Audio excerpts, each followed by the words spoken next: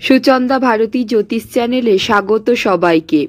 এখন আমি 2025-এ সিংহ রাশির জাতক জাতিকাদের কেমন কাটবে সেই বিষয়ে বিস্তারিত আলোচনা করব এই ভিডিওর মাধ্যমে। তবে তার আগে বলি, আমার চ্যানেলটিকে অবশ্যই সাবস্ক্রাইব করবেন, পাশে থাকা বেল আইকনটি প্রেস করে অল বাটনে প্রেস করে দেবেন, যাতে পরবর্তীকালে আমি যা যা ভিডিও আপলোড করি। এছাড়াও একটি লাইক করে দেবেন, একটি কমেন্ট করতে অবশ্যই ভুলবেন না। এবার আসুন জেনে নিই 2025-এ সিংহ রাশির জাতক জাতিকাদের কেমন কাটবে। 2025-এ সিংহ রাশির জাতক জাতিকাদের বছরটি খুব ভালোভাবেই কাটবে, অর্থাৎ সারা বছর মোটামুটি ভালোভাবেই কাটবে সিংহ রাশির জাতক জাতিকাদের। বেশিরভাগ সিংহ রাশির জাতক জাতিকারা 2025-এ আপনাদের কেরিয়ারে বদল আসতে চলেছে।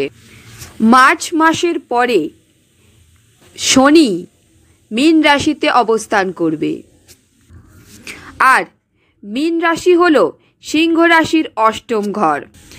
অর্থাৎ এই অষ্টম ঘরে সিংহ রাশি থেকে মীন রাশিতে শনি অষ্টম ঘরে অবস্থান করার কারণে, সিংহ রাশির অষ্টমে শনি অবস্থান করার কারণে সিংহ রাশির জাতক জাতিকাদের মধ্যে কোনো কিছু নিয়ে রিসার্চ করার প্রবণতা বাড়বে। যেই সমস্ত সিংহ রাশির জাতক বা জাতিকারা কোনো কিছু রিসার্চের সাথে যুক্ত, অথবা জ্যোতিষ বা বিভিন্ন রকমের গবেষণামূলক বিষয়ের সাথে যুক্ত, সেই সমস্ত সিংহ রাশির জাতক বা জাতিকারা, সিংহ রাশির জাতক বা জাতিকাদের রিসার্চের প্রবণতা বাড়বে।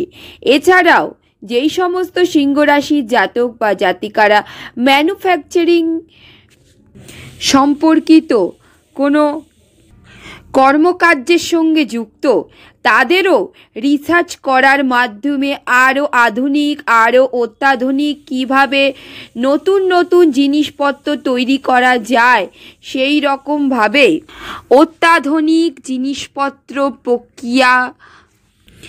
প্রক্রিয়াজাত করার সম্ভাবনা আপনাদের মধ্যে বৃদ্ধি পাবে। আপনারা রিসার্চের দিকে ঝুঁকবেন বেশি করে সিংহ রাশির জাতক বা জাতিকারা।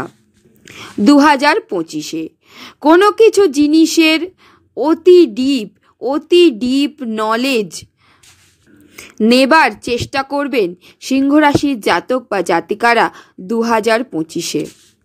তবে এইটা তো শুভ দিক নিয়ে আলোচনা করলাম, অর্থাৎ শনি সিংহ রাশির অষ্টম ঘরে মীন রাশিতে অবস্থান করে কি কি শুভ বিষয় আনতে চলেছে 2025-এ সিংহ রাশির জাতক বা জাতিকাদের জীবনে। তবে এবার অশুভ দিক নিয়ে আলোচনা করব, কি কি অশুভ হতে চলেছে 2025-এ সিংহ রাশির জাতক বা জাতিকাদের অষ্টম ঘরে শনির অবস্থান করবে বলে। আপনার কোনো বন্ধু বা বান্ধবী আপনার সাথে চক্রান্ত করবে এবং আপনি কোনো বদ সঙ্গে ফেঁসে যেতে পারেন। সেই সমস্ত জায়গা থেকে আপনাকে নিজেকে নিয়ন্ত্রণে রাখতে হবে।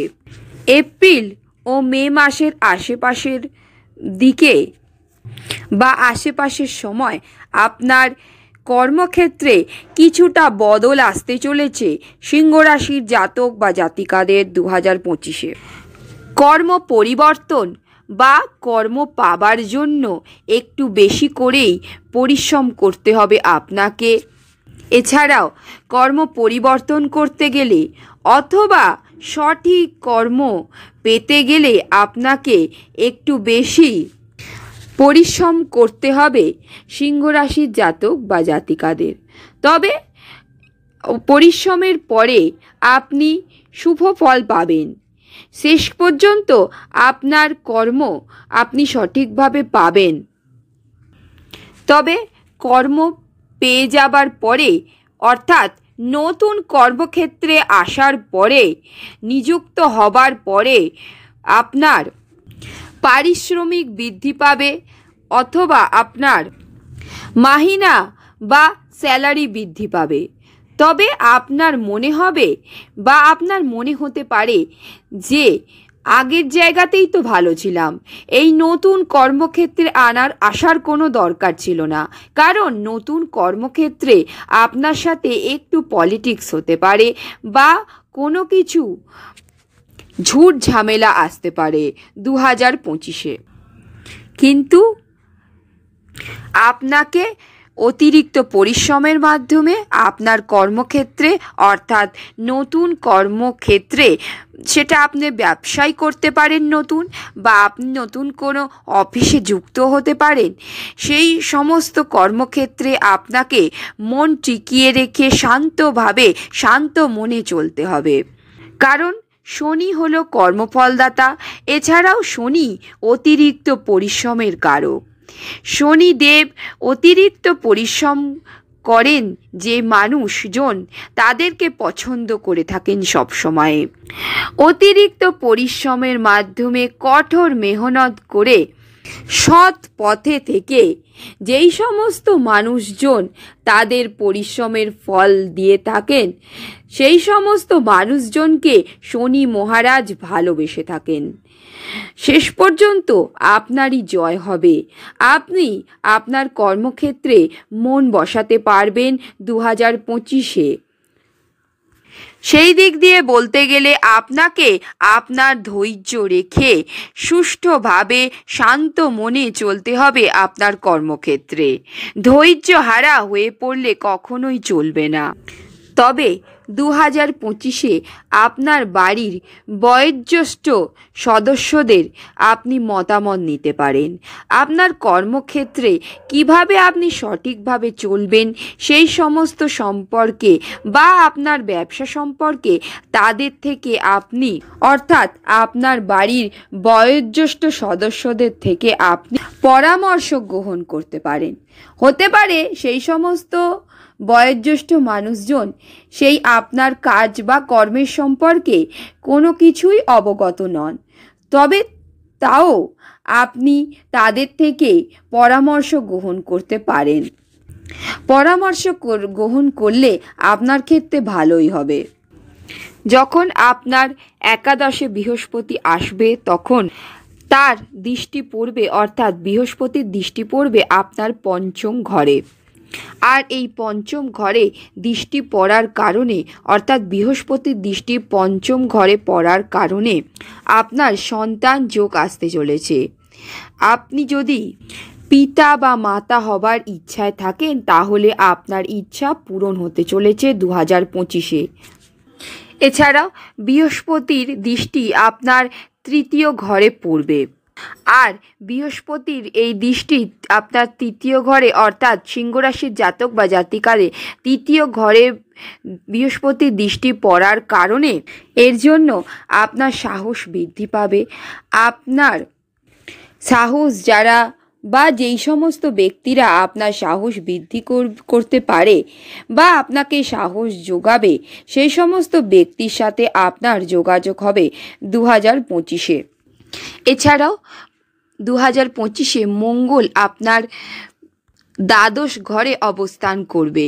দ্বাদশ বা 12তম ঘরে মঙ্গল অবস্থান করার কারণে, এর কারণে যেই সমস্ত সিংহ রাশির জাতক বা জাতিকারা বিদেশে যেতে চান, বা বিদেশে আগে থেকেই আপনারা যেই সমস্ত সিংহ রাশির জাতক বা জাতিকারা আগে থেকেই বিদেশে আছেন আপনার কর্মক্ষেত্রের জন্য বা কর্মের জন্য বিদেশে আগে থেকেই রয়েছেন, বা বিদেশে নতুন করে যেতে চান কর্ম করার কারণে, সেই সমস্ত সিংহ রাশির জাতক বা জাতিকাদের মন সাথ দেবে না, সেই রকমভাবে ভালো হবে না, আপনার মন সেই রকমভাবে চাইবে না।